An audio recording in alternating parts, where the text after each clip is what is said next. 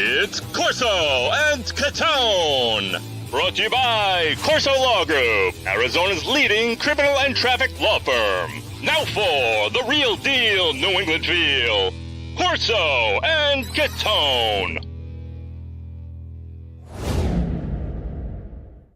Welcome into Corso and Catone, the real deal New England feel. I'm Corso. Catone is here. Joe is with us in the booth. Hey, you're listening to us on 790 The Score, anyway you podcast, of course, iHeartRadio. Hey, but if you want to watch us, got a simulcast on YouTube, so make sure you get on there, subscribe, give us that thumbs up, get all our notifications, and give us a call and heated hotline, 855-313-PATS, P-A-T-S. I spell it out, you know. Yeah, what I'm saying. spell it out. Attaboy. Well, you know, people think I'm saying different things when I'm saying words. So, PATS, P-A-T-S, or 24/7 message line. Anything's on the table. Leave us a message or send us an email in our mailbag, corso.catone@gmail.com. You know, we don't have a lot of segments tonight, but we got a lot to talk about. In Weekly Rewind, we're going to go back, talk Patriots, and, of course, Catone's comments. Stick around for that. And, of course, Yankees versus Red Sox, the up and down of the Red Sox. Can't wait to get to that, Mark. So we'll talk all about that. It's crazy. So, guys, I would ask you how you're doing, but you know what? I want to get right into things. Don't you want to get right in, Mark? Don't you want to get right into the Patriots? Of course. Listen, there's only one preseason game left, and then it starts for real. I can't wait. Excited? I can't wait. Oh, yeah. Watch them win 3 games. How can you not be Excited to see the misery? Yeah. You know? Well, let's get to it in Weekly Rewind. Joe? We're going back through the week, about a weekly rewind. Okay, Mark. So I want to go back, talk a little bit of offense in their final practices of preseason, and you know, talk a little bit more about that Philly game and that joint practice, because it showed a lot that we could take from that game. And I want to start with the offense in this segment, and let's start with Drake May because he was 6. I mean, the numbers aren't gaudy or anything. You know, 6 of 11, 47 yards, a touchdown, a running touchdown, which, by the way, we haven't seen that sort of quarterback run ever. In a while. Maybe Cam Newton, maybe. Cam did a little bit. But not like we saw there, that effortless play action, you know. Anyway. And so he played well. I mean, he played a lot. You know, the criticism was he only played 7 plays in the first game. Now he comes back, plays a lot, and had some beautiful throws, some drops. We'll get to Baker in a minute, but he had some drops in that game, but some real good quarterback play. And then he did some things wrong too, Mark. So talking about him, what did you see? And we'll get to whether he should be playing. Well, first of all, it's the first time that he actually had a chance to play, or at least that we've seen in person in a game. I mean, obviously in practice, and they had the joint practices against Philly, but it's the first time we got to really see him, Chris. I think when he first came out, the ones were still out there as far as the offensive line, okay? And the receivers, who knows, Chris? They mix and match receivers. But I thought he did a good job, Chris, reading things. He showed you that he's got an arm. Okay, he can make any throw on the field. Much different than Mac Jones, you know. Still, Chris, you saw a little bit of, you know, not having a command of things, though. That still aired its head on the bad snap, right? Originally, we thought, you and I thought it was on the center, but it wasn't. When you went to watch it, it was on May. So he wasn't perfect, but Chris, he did show, I thought, an understanding of what he was seeing, because one of those deep balls to Baker, I don't think that was where the ball was supposed to go. I think that was Jones's decision. I don't know if he checked it at the line, but that was his decision, Chris. I don't think that was where the ball was supposed to go. So he showed you some things in that game. Yeah. And then when he stepped up in the pot, when he, you know, the throw down, the best throw to me was the one down the seam to Polk, who also dropped it. It would have been a tough catch. It was a diamond catch, but Mark, ones make that catch, and we'll get to that in a bit. We'll get to that. But But how he shuffled into the pocket, moved left, slid left, gave himself another second. We haven't seen that since Brady was here. Now he's not Brady, but that's the kind of thing you want to see in the pocket. That's what you want to see. Well, Chris, one of the things coming out of college, you talked about his lack of footwork. So that was definitely an improvement. Yeah, I mean, he still created some of his own pressure. He still bailed out on some throws, bailed out of the pocket when he didn't need to. Did some of that, but he addressed that in the post game. He said it flat out. Yeah, got to stick in, got to make some throws that I so he's coming along. If you notice, he was in the gun probably 90% of the time. He was out there, which is what he ran in college, Chris. So that alone shows you that maybe Van Pelt is willing to adapt when he eventually becomes the starter, and then guide him and then bring him along into his system. That's a good sign. Absolutely. I thought it was a good sign. That is a good sign. Because that's how he. And I thought, Chris, I thought it was a good sign with the coaching staff that Van Pelt was willing to adapt and not force him to play something he's not comfortable with yet at this stage of his career. So I thought that was good on both ends. Yeah, and so this whole thing about the, this whole thing about the competition now, who's going to play, and Mayo come out and said he's, we'll know the early part of next week. Okay, who the starter is going to be. So it still leaves it on the table that he may play. And he's talking about this competition. There's this competition in camp. They're competing. But this really, where is the competition? They're not getting the same snaps. I mean, and I heard Greg Bedard at Boston Sports Journal this week talking about some of this, talking about there's no appearance of any type of, he's been down there. There's no appearance of any type of competition compared to a little bit of the Belichick. Joe, do we have that? We do.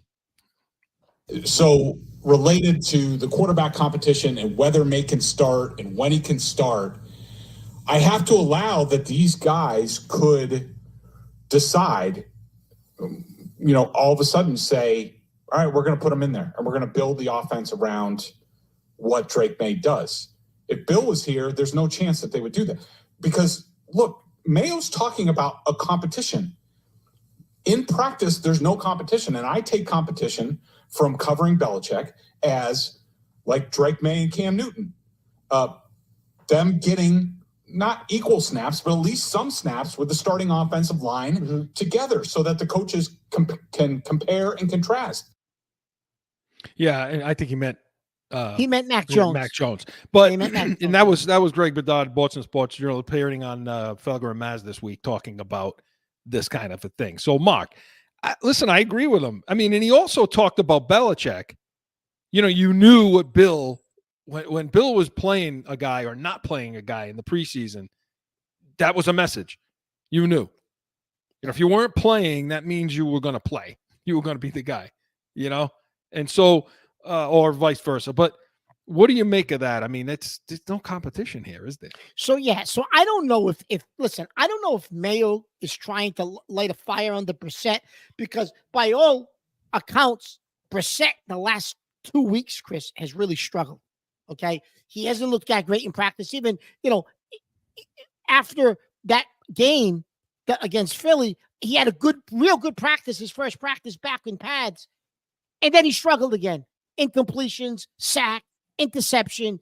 He has not, Chris, had a good last 2 weeks. And I think that was just a way for Mayo to kind of light the fire a little bit under Brissett and say, hey, it's not guaranteed you're the starter. You better get your ass in gear because you don't look good.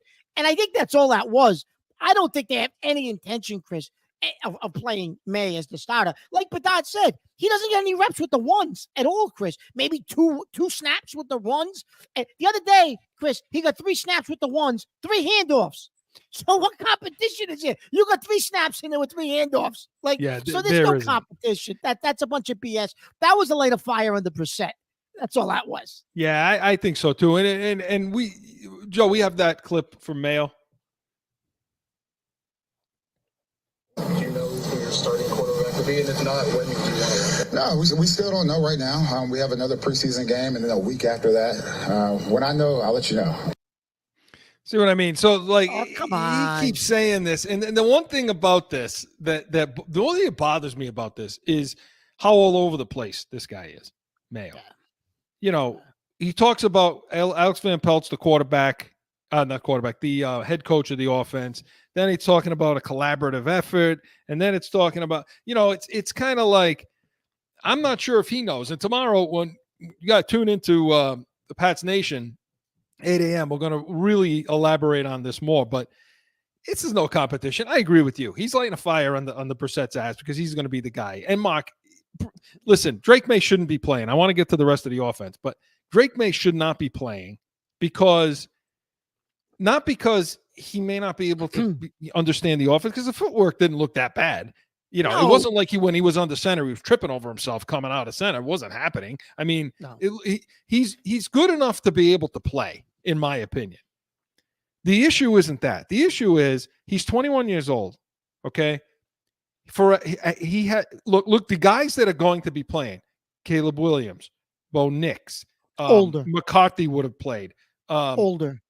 They're older. They've played Jaden Daniels. They played at bigger schools. They played more Chris, football. How about in Atlanta?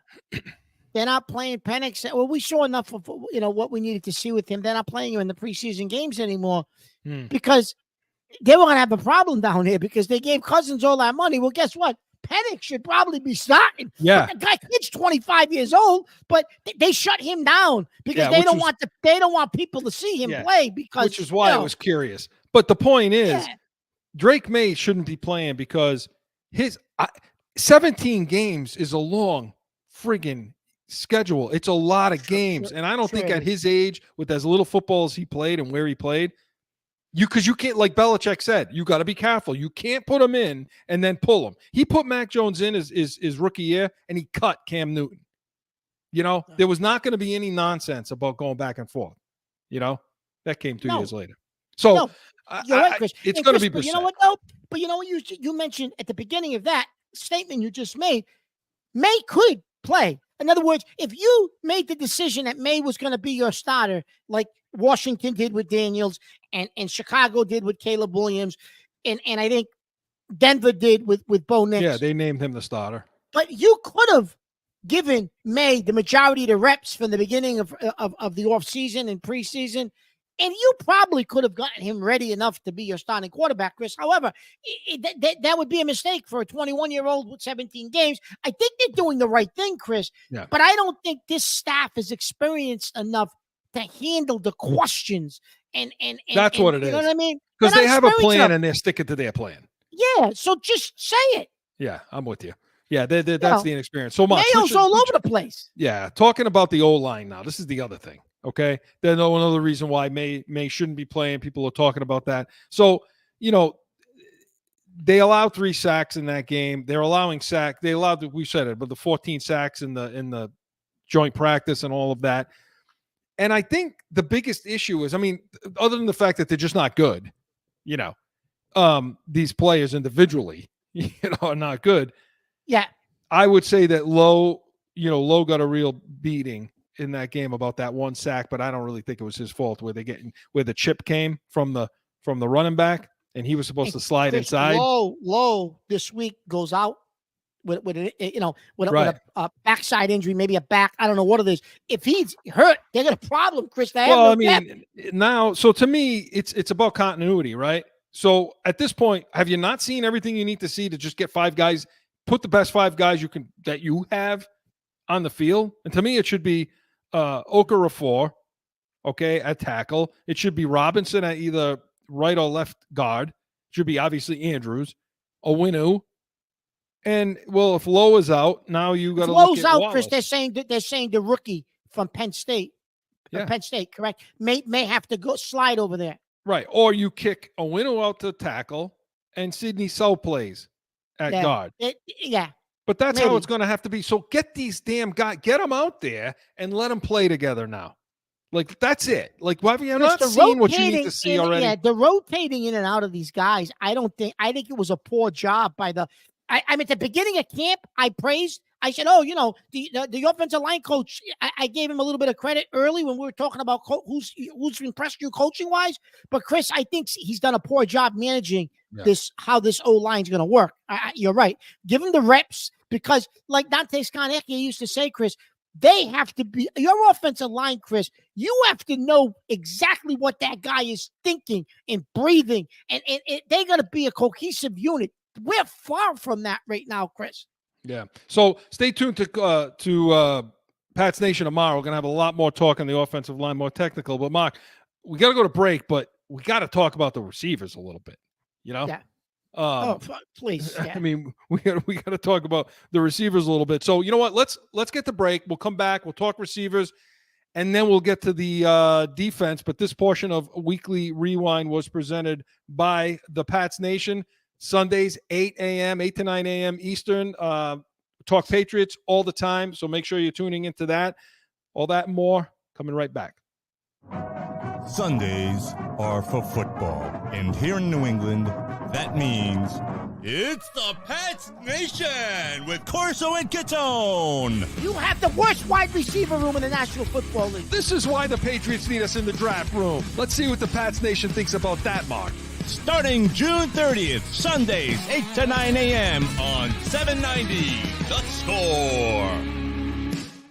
Yeah, let's see what the Pats Nation thinks about that, Mark. Right? Yeah, please. Come on. Something. Back in with more Corso and Catone. So, Mark, let's finish up with the offense a little bit before we move to defense, and let's talk about the wide receivers. So, and I want to hear because the consensus right now is that they're going to carry 6. So, but I think, does that 6 include Bourne? And so I want to get to your. No, I think Bourne. Well, I think Bourne's going to be on the pup, Chris. So if he's on the pup, he doesn't count as one of the 6 yet. So I want to get to who your 6 are going to be in a second. But there's some look, for all the praise we've been giving Polk, and I still think we should give Polk credit. I think he's looked good. But talk to me about Baker, because I don't know what's happening. So with Baker, Chris, I thought could develop into had a chance to develop into a steal of the draft and be like a number 1 for you. But he gets open, Chris. He has the ability to get down. He still may. But he still may, but he's dropping balls, Chris, that you can't drop. And now I think it's becoming mental, Chris, because now he went from a couple of drops in that Philly game to now he's dropping balls in practice too. And the reports out of camp, Chris, is he's dropped from a starting wide receiver down to 4 or 5 on a depth shot because he keeps dropping balls. Oh, that's hurting our guy. It's hurting him because Thornton. Well, it's hurting him, but it's also hurting my guy, Butte. That's what I mean. It's hurting Butte because Thornton is the guy that's stepping into his spot, Baker. Listen, I have a theory about Thornton here. Oh, God. Tell me what you think. Now, listen, no, he's already God, Joe. He's already God, and you don't even know what I'm going to say, Joe. Joe, he's been trying to promote Thornton. He's been dying to be right on Thornton. Listen, go ahead. What is it? No, I'm not going to be right on Thornton. Here's what I'm telling you. Thornton is showing. I hope they play Thornton against. I hope they play Thornton this week. Who are they playing this week? The Commanders. I hope he has a big game, Chris, because there's teams out there with some injuries. Why don't we trade Thornton? Maybe now you can get a 5th-round pick for Thornton. Why not?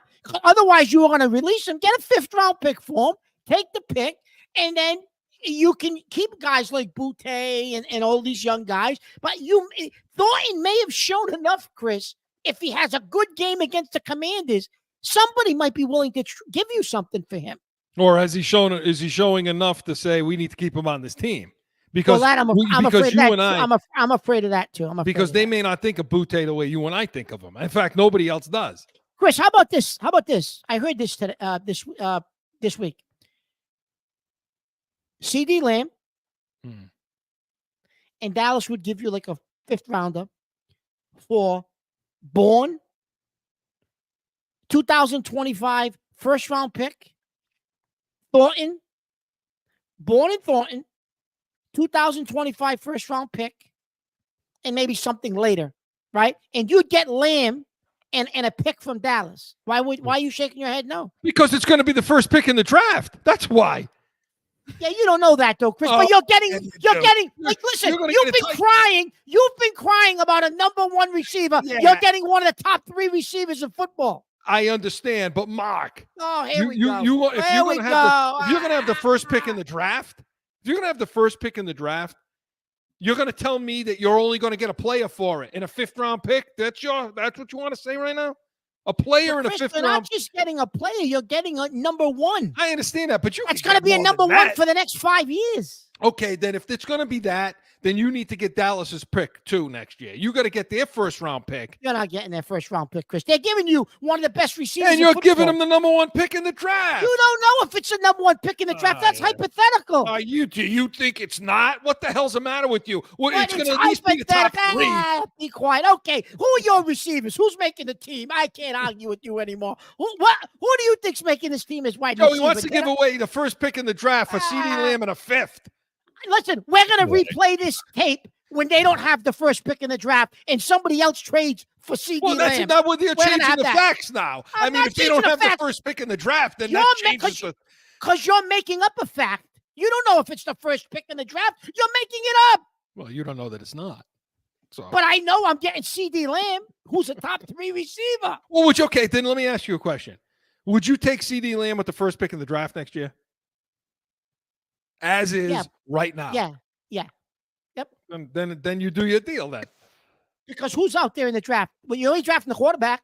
The only thing, you know what the Patriots are going to do if they got the 1st pick in the draft? They're trading down. Well, yeah. Somebody's going to give you a shitload of picks because they need a quarterback, and you're not taking a quarterback. So you're not going to have the 1st pick in the draft anyways. And because you're so confident in our drafting. All right. We got to talk about you always want to forget the defense. So quickly, who are your receivers? Who makes the team? Osborne, Pop Douglas, who's their best receiver. Polk, Baker, probably Rieger. I don't like it, but that's probably what's going to happen.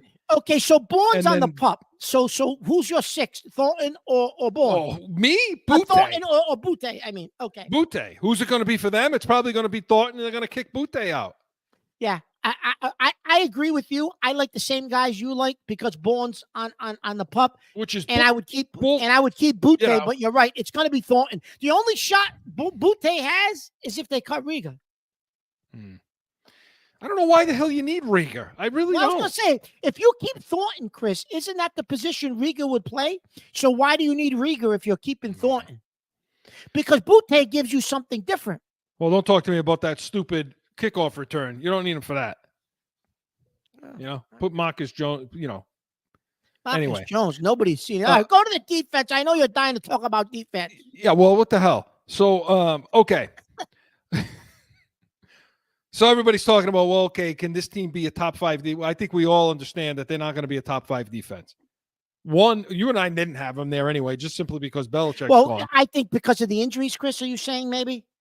Well, yeah, I mean, I didn't have them as a top 5 anyway because I think they're going to have a down year because Belichick's gone. And I don't think people really understand how much easier he made it for these guys. I totally agree with that. I do. Totally agree. Can they be a top 10 defense, Mark, or fringe? Can they be a top 10 defense without Judon, without Barnmore? So there's no marquee players other than Gonzalez who needs to get his head out of his ass too. So can they be a top 10 defense? For them to be a top 10 defense, Christian Gonzalez has to be a top 5 cornerback and shut that side of the field down. And maybe you have a shot to be a top 10 defense. Because if Gonzalez can't do that, Chris, you got a problem because you're weak in the center of the field. If you end up being weak on the other corner side and Gonzalez can't be a shutdown, you got a problem, Chris, because your defensive line. So where are they getting pressure on the edge? You got Keon White. Uche's banged up. Did they have the other kid they got from the Giants? What's his name? Zenas? Yeah. He's banged up. He was showing a lot of potential. Like, what do they got for pass rushers, Chris? Well, and to further your point about the corner, I disagree with you because even if he is a top 5 corner, that's not going to make the day. It's not. No, but I think if he's a top 5 corner, Chris. I think if he's a top 5 corner, though, you can leave him on an island over there, Chris, and try to cover up the other side. No, right? I get that. I understand that. But the point is, that ain't making it's the pass rush that's going to make it happen. That's it. Like to your point, and the run defense, but we'll get to that in a second. But to answer your question about who the hell's rushing the quarterback, yeah, I go that Jimenez or Jimenez, how would you say that name? Yeah, he's been good, but he's out, like you say. Uche's been out too. Now they brought in a couple of Kobe Jones. I mean, just Max Roberts just for the line. I mean, these are depth pieces, but nothing that moves the needle. Jennings is going to have a breakout year.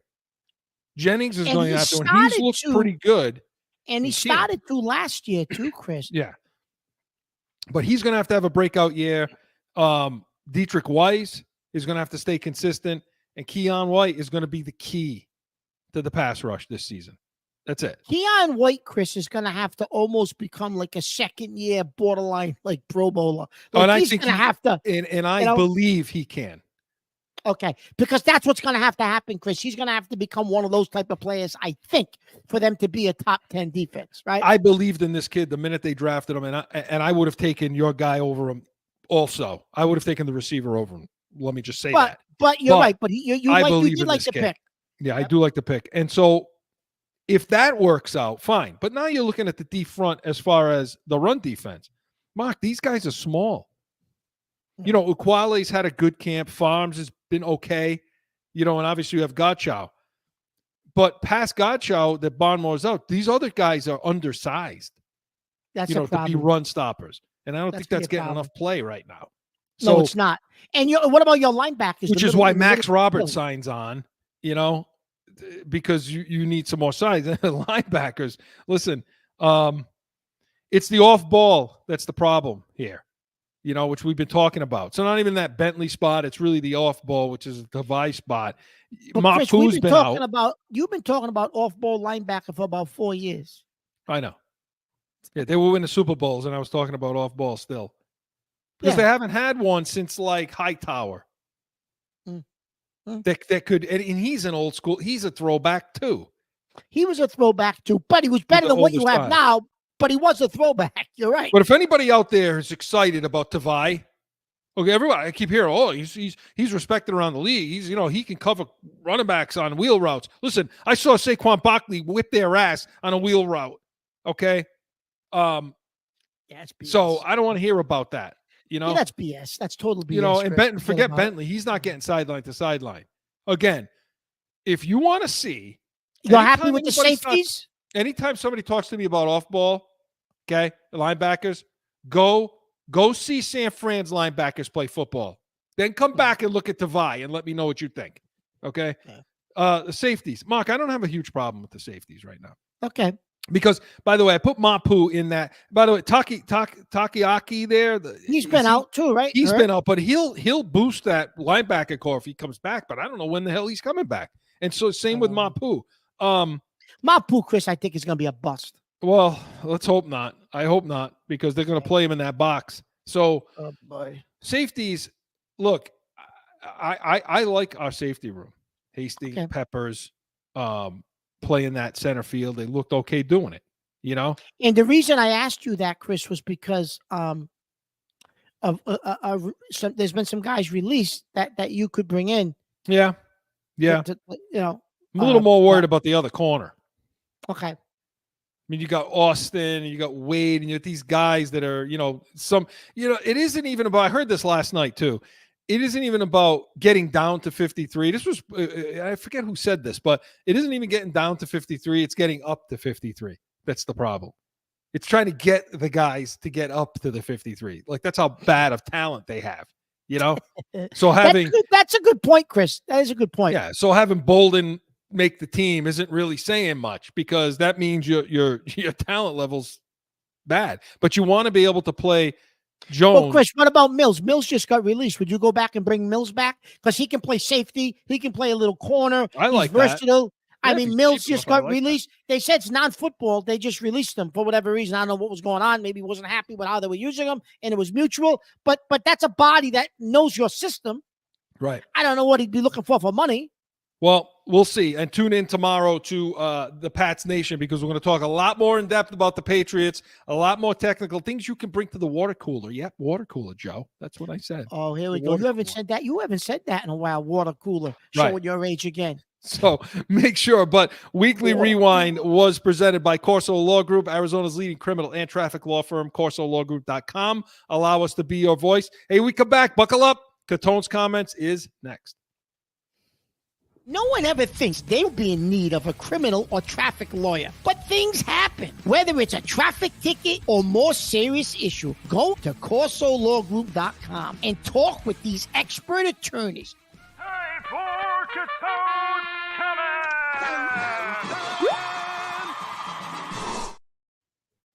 I just got to say, all right, I've been listening to some of these Patriot comments this week from variety of people, from Mayo and from other people, and especially in this week, Elliot Wolfe decides he's going to speak. Oh, lo and behold, Elliot Wolfe's going to now speak. And he was asked some questions about certain positions on the team.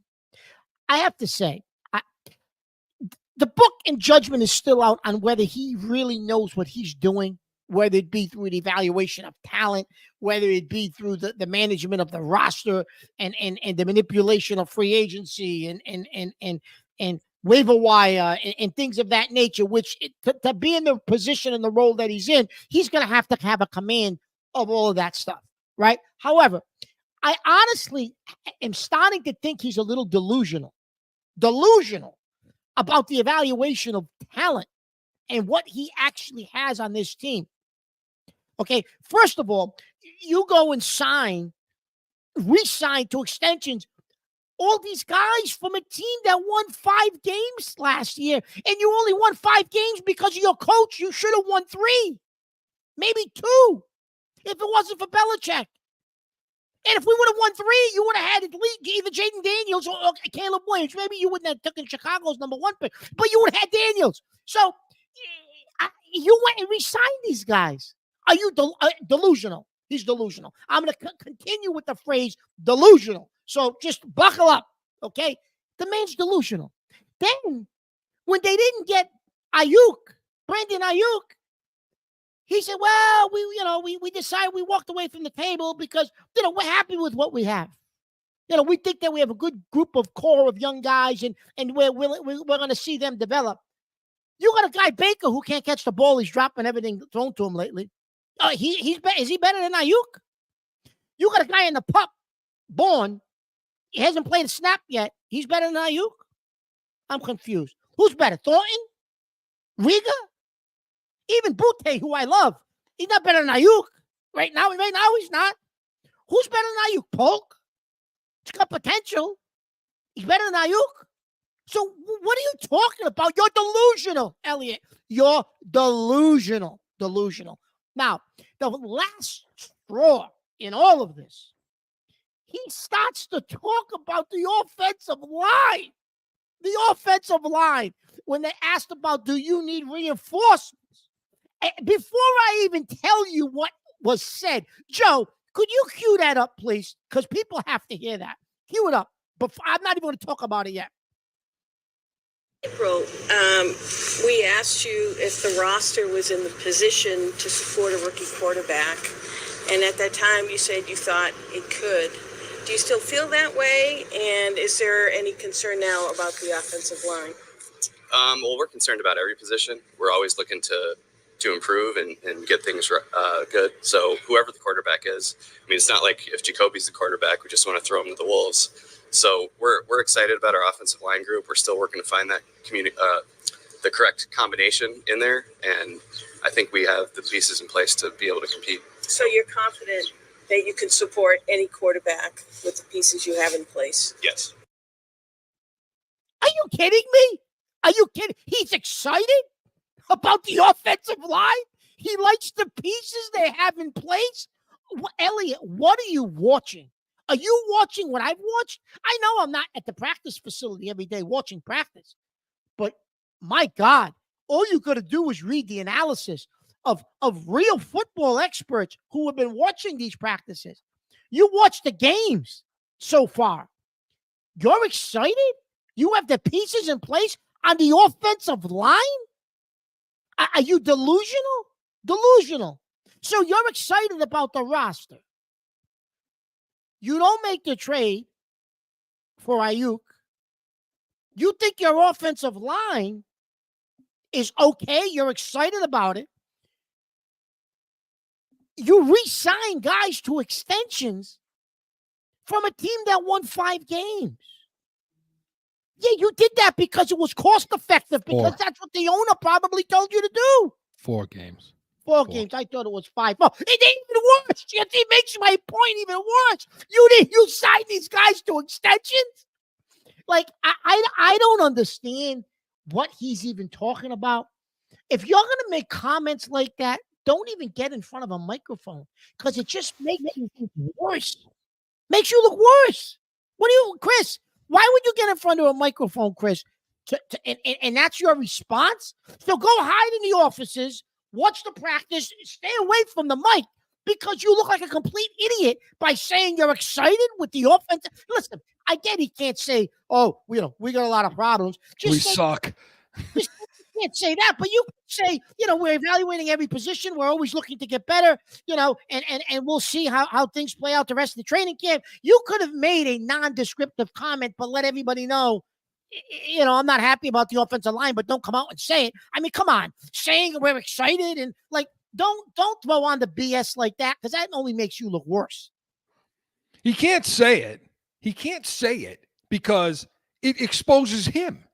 That's why he can't say it. It exposes him, Mark, because he can't say we suck right now. We don't have the talent. We actually don't have a left tackle. Why? Because he screwed up the draft. He screwed up the draft and didn't come up and get a tackle when he should have had the opportunity to, and didn't do it. They had the thumbs up their ass. And they looked scared in the room, and it's kind of like you're calling a football game. You're being a play caller, and the game gets away from you. It speeds up past you. That's what happened in the draft to these guys. Okay. And so what's he going to say now? We stink, because that just indicts him. And by the way, Greg Bedard pushed them even harder after that clip you played, where they said, well, some of the things you talked about doing, you haven't done, basically. Playing a winnow at tackle. He's like, well, what is it we haven't done? And what was his response to that? He's like, what do we have? Greg Bedard's good, man. I mean, he's, the Boston Sports Journal. He brings it. So if you're going to say something like that back to him, you ain't Bill. Elliot Wolfe. You're not Bill. So, because Bill will outwit the football-wise the entire room. But Bedard, he said, well, what is it we haven't done? And Bedard starts firing back at him. Well, you haven't moved this guy over the tackle. You haven't brought, and he's like, well, he played there today. Look, Mark, the bottom line is, that's his favorite saying. We're happy with what we have. I said it.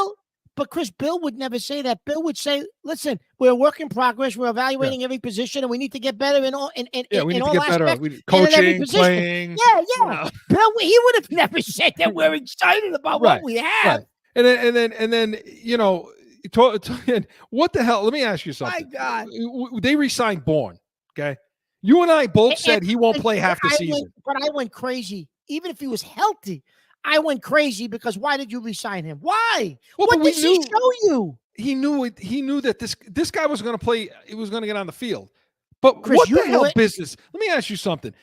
When Mayo comes out and says it's a collaborative effort as to who's going to play quarterback, so you say Alex Van Pelt is the head coach of the offense.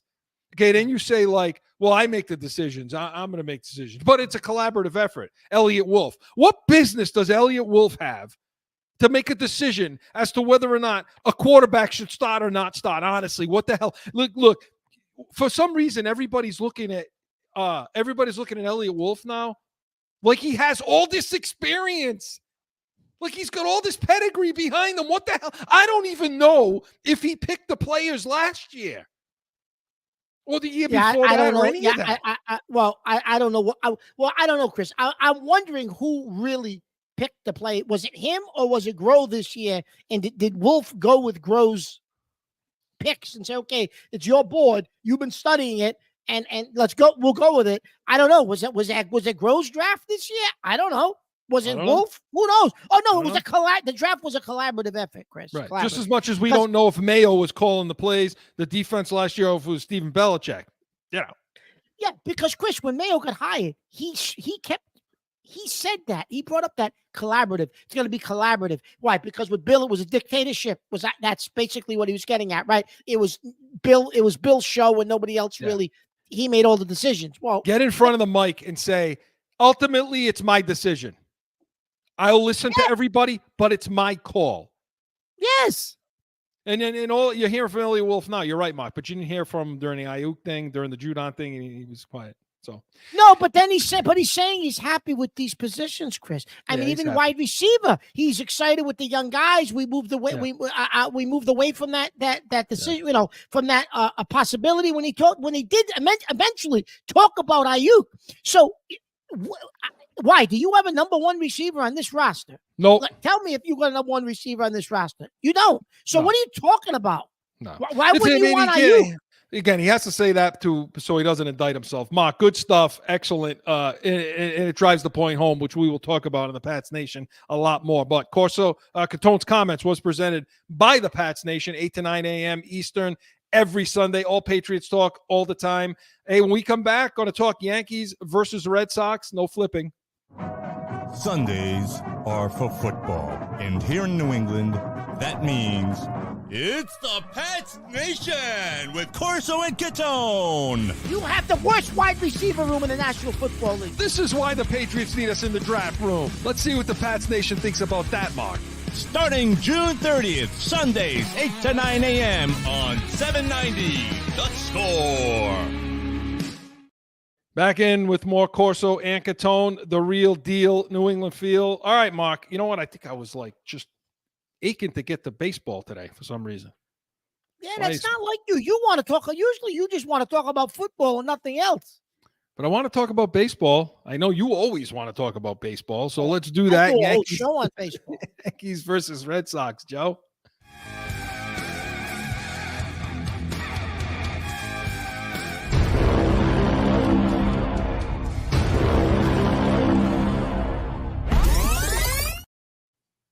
Okay, so listen, Mark, this is going to be this way now, isn't it?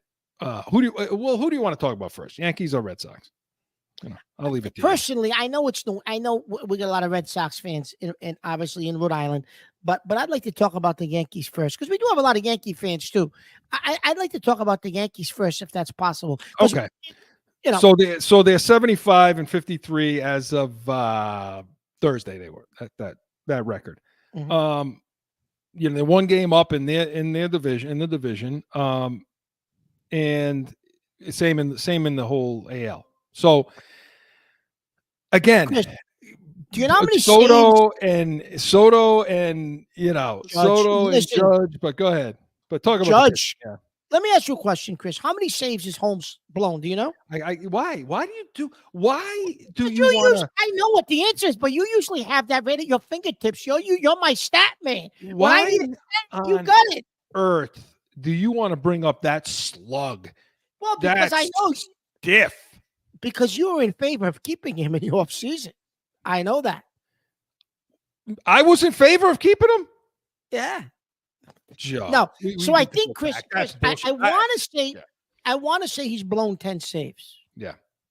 That number sticks in my head. It's either 8 or 10, but 10 sticks in my head. So, Chris, think about this.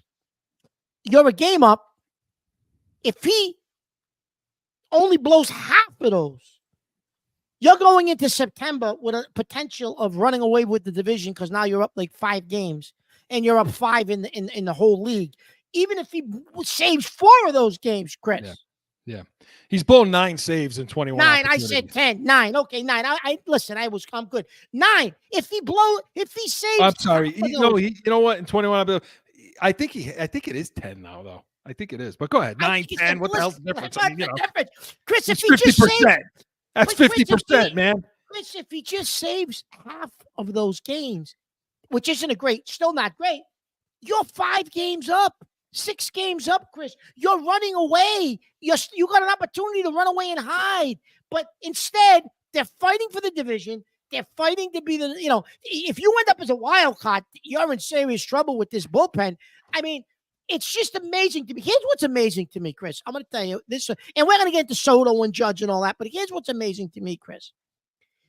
You're sitting in the offseason as Brian Cashman, as a GM of this team, president, GM, whatever he is, and you actually looked at this roster, and you thought that you were okay at closer because they could have got Josh Hader, the guy from San Diego. He ends up with Houston.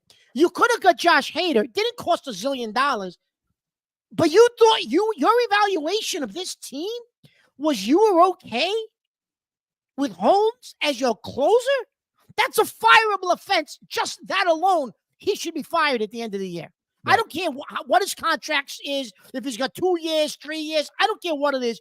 He should be fired, Chris. Mark, he's going to... Because just on the Holmes decision alone. Listen, he's threatening Righetti's record of 13 blown saves set in 1987. He may shatter that. I mean, he sucks. I mean, Chris, listen. We had this in April. And then, Chris, to make it even more negligible, you get into the trade deadline, and you brought in a couple of guys, relievers. You brought in the guy Leiter from the Cubs, and you brought in the guy Dela Cruz from San Diego. Dela Cruz, I don't know if he's hurt. I haven't seen him lately. But, Chris, neither one of those guys are closers. So even during the trade deadline, you didn't go get somebody that you could bring out of the bullpen as your closer.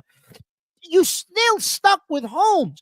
Maybe it would have cost you something to go get a closer. But Jesus Christ, if you're New York Yankees and your intention is to win a World Series, you give up what you got to give up and go get the damn closer because you knew Holmes wasn't your closer. So you don't do it in the offseason, and you don't do it at the trade deadline. So Cashman should be out the door, gone. Okay, just for that alone. Never mind. I'm not even going to talk about the construction of the roster. Well, Mark, and I realize, I hear you. We're bitching about a team. And listen, I know they're in first place and they're up a game, but does any Yankee fan honestly think this team's set up to win a World Series? Well, this is what I'm saying. I mean, we're bitching about a team that's one game out of the MLB, best record in the MLB. That's not the point. Because if all you're interested in, the Yankee fans, is, we want to finish with the best record in Major League Baseball, good for you, okay? But the slugging, Mark, talk about this. First of all, Soto and Judge, No, but Chris, before we get to the slugging, how is it that Boone keeps bringing him out of the bullpen? Try somebody. I don't care who it is. Try anybody. No. Anybody is better than him. Bring somebody else. But Mark, I will say this though: the starting pitching has been giving them more innings. Thank God, because the bullpen sucks. But the starting pitching has been going into the 6th and 7th innings now. Which, imagine where we get to in this day and age, where getting into 7 is like pitching 10. You know what I mean? Yeah. All of a sudden. So Soto and Judge, Chris, listen, they're one of the best duos, not only in the league, but they're gonna be like a historic duo if these numbers continue to the end of the year. And listen, how do you break this up now? Now you kind of forced to give Soto whatever he wants. Right now, Aaron Judge is on. This is. Would you say this is a Manny, Ortiz Manny situation? Yeah, it is. Yeah, maybe even better. Maybe better. Yeah. Maybe better. Listen, he's on pace. Judge is on pace to hit 61 home runs again, Chris, because he's gotten so hot in the last 2 weeks. 61 home runs. And look how slow he started. And the month of April was basically null and void. Like 147 or something. And he had like 3 home runs. Imagine if he had a normal April. He'd be projected for 65 home runs. Yeah. So listen, those guys are red hot, Chris. If they continue on this torrid pace with those 2 guys, they'll probably. They're obviously going to be a wild card, but they may very well win the division if those 2 guys can stay that hot. I don't know if they can stay that hot, Chris, but they may, right? But we'll see. I mean, we'll see. Baltimore. Listen, I don't think Baltimore's a team that's going to. I don't think Baltimore's a team that's just going to fade. No. So they're not going to fade. But Chris, Baltimore's not going to fade. We need to get more though out of the rest of this lineup because listen, LeMahieu, he's still trying LeMahieu out there too. Again, we're not confident. We're not confident because slugging your way to a World Series ain't going to get it done. It ain't going to get it done, Mark. Yeah, but Chris, why is LeMahieu still playing? Go ask Boone. He stinks. Cora had to go sign that. He's batting under 200, Chris. He's still trying him out there. You got nobody in the leagues to play. It's you know, Cora had to go sign that deal with Boston. He could have been in New York. And speaking of Cora and the Red Sox, Mark, God, up and down, I told you last week this was going to be a team, okay, that was going to do that because of how they're constructed, the type of talent they have. It's going to be up and down. It's going to be up and down all year. Right now, they're 67-59, and the minute you thought, well, throw dirt on them, they're done. They went 2 out of 3, and they should have swept Baltimore. And they should have swept Houston. Chris, they should have swept Houston. They blew that first game late. Right. So they take 2 out of 3 against Baltimore, right? And they take 2 out of 3 against. No, I think Houston. was it 2 out of 3 against Baltimore? Or did they split 2-2? It may have been a split. It may have been. But the point is, they're not dead and buried right now. They're 3.5. So if this thing, as long as this thing stays 3 games. Let's clarify. 3.5 out of the wild card, not wild card. Yeah. As long as this thing stays that way, 3, 2, 3, 2.5. This is going to go. I mean, do you agree? This is going to go this way. Chris, I would argue right up to the end. I would argue that Cora should get some votes for manager of the year. Oh, I agree with that. This team, this team has no business doing what they're doing right now. No. I mean, they're gonna the win total that everybody had for them. They're gonna go by that. Listen, buy that. Chris, you know what's been hurting them?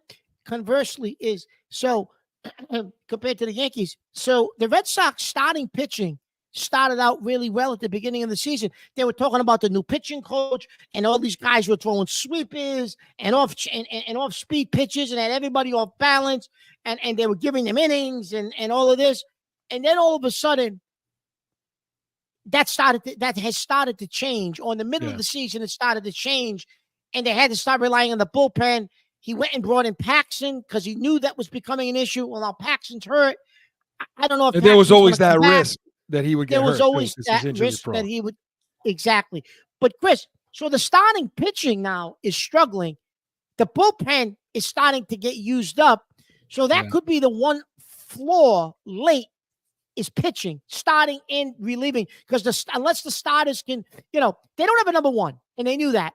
But they thought guys like, Whitlock could possibly be a number 2, Bayo, some of these guys. Whitlock is out for the season. He's hurt. So they don't have those guys that are not number ones, but a collection of maybe guys that can punch above their weight and be 2s and 3s. They're not necessarily getting that now. And Chris, defensively, they're still a liability. I mean, Devers, the game they blew against Houston, that first game, I mean, he throws the ball like I don't know what the throw was he made that night. I mean, it was disgusting.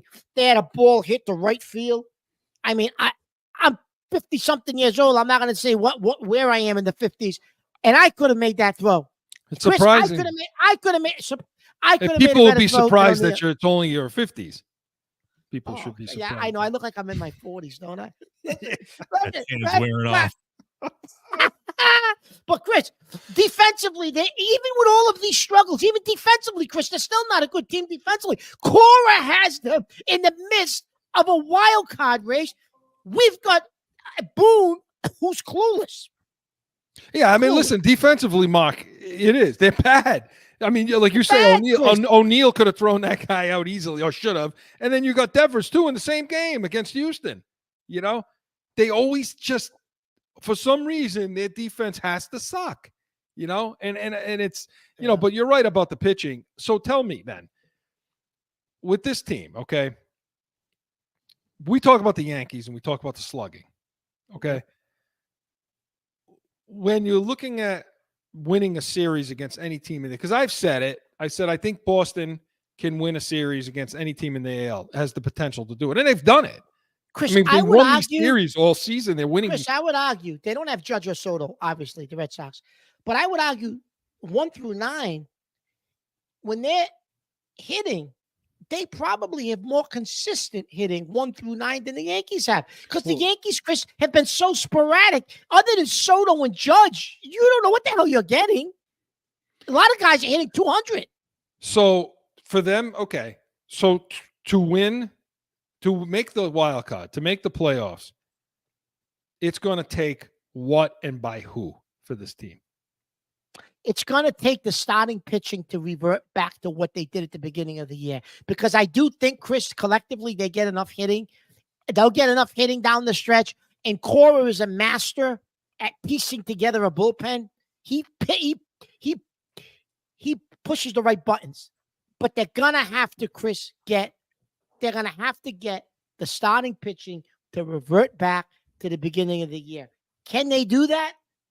I don't know, Chris. Sometimes it gets to the point of no man's land where you've squeezed all the juice you can get out of that orange, and there's no more juice to squeeze. And as good as Cora is, they may hit that wall, and there's nothing else to squeeze, and that's all they did. And they fade late, and maybe they end up 6-7 games at the end out of the wild card. Which, Chris, even if they end up 6 or 7 games out of the wild card, that would be a great season. But that's what's going to have to happen. That starting pitching, Chris, I think is going to have to go back, somehow revert back. So you don't think they could small ball their way through this? I don't know, Chris. The starting pitching, well, they can, but the starting pitching has to give them more than they've been giving them the last month. They're winning, Chris, despite every time we say they're dead and buried, they come back to life. But the starting pitching, I think, Chris, has to give them a little more. What do you think? I think they have to revert back to the beginning of the season. Oh, you got to. Yeah. I mean, you know, the problem you have, Pavetta and Hulk. Yeah. You're just not getting those starts from them anymore. And No, they're not going into they're not getting innings either. They're not getting deeper into innings or any of that. And they're like you say, their bullpen's used up. So, and the other problem, Mark, is when you look up, when they're looking up at who's ahead of them, in previous years, Arizona had this happen to them last year, where some of these teams you're looking up at have the potential to fade away, to implode a little bit. The problem that the Red Sox have is Kansas City, Minnesota, Baltimore, New York. These are not teams these are good baseball teams. Yeah, they're not going to chance. You're going to have to. Listen, to get in the wild card, you're going to have to play well and better than they are, because chances are, Chris, they're not going to come back to you. So you're going to have to push to go by them. So if Kansas City is 3-2 in 5 games, or 4-1, you're going to go 5-0 to make up a game. So that's going to be the difficult part, Chris. You're going to have to play really well to make up games. Winning series is probably not enough. You're going to have to start sweeping a few of these teams. No, it's not enough. You're right, Chris. That's a great point. Whereas Kansas City, Minnesota don't have to, they can just stay on par. And, as long, if those teams just keep winning series for the rest of the season, unless you sweep a couple of teams, you're screwed. Yeah, you're probably going to finish 4 or 5 games behind them. You're right, Chris, unless you start sweeping teams. That's why the loss to Baltimore and the loss to Houston, those were 2 games they should have won. Oh, easily. Right? But those are the games you're going to have to win, Chris, to get into the wild card. You have to sweep those teams. You're right. And so it's definitely going to be a fluid situation. I mean, if you listen to the show every week, which you should listen to the show every week, Joe, no? I mean, come on. So listen, you absolutely should. And listen, I'm going to say something else, Chris. We're in the heart of baseball season. We're getting ready for football, but you didn't even mention what I got on today. I'm ready for basketball season. I got my PC shirt on. Mr. PC basketball. Fryer is. I'm ready for college basketball. I don't want to think about college right now. I'm disgusted. I don't want to think about college. I'm going to start crying if I think about college. Listen, Joe, just for our viewers, Chris dropped off his oldest son to college, in this week with his wife, and it was a little bit of a trip. They had to fly there. And I've been talking him off the bridge for 2 days, 3 days, because I've already gone through that with my children, and his poor wife is a basket case, leaving her baby, leaving her baby. It sucks, but anyway, good stuff. Corso and Catone was presented by the Pats Nation, Sundays 8 to 9 a.m. Eastern. Hey, get on, watch all our shows. They're up for you. Give us that thumbs up, subscribe, and come back next week, noon Eastern. We're going to have our Patriots final picks for the season, Catone's comments, so much more. We are Corso and Catone, the real deal, New England feel. See you next Saturday. Now find Corso and Catone on AM 790, The Score, iHeartRadio, iTunes, wherever you podcast. Or subscribe to the YouTube channel and catch the chaos every Saturday at noon.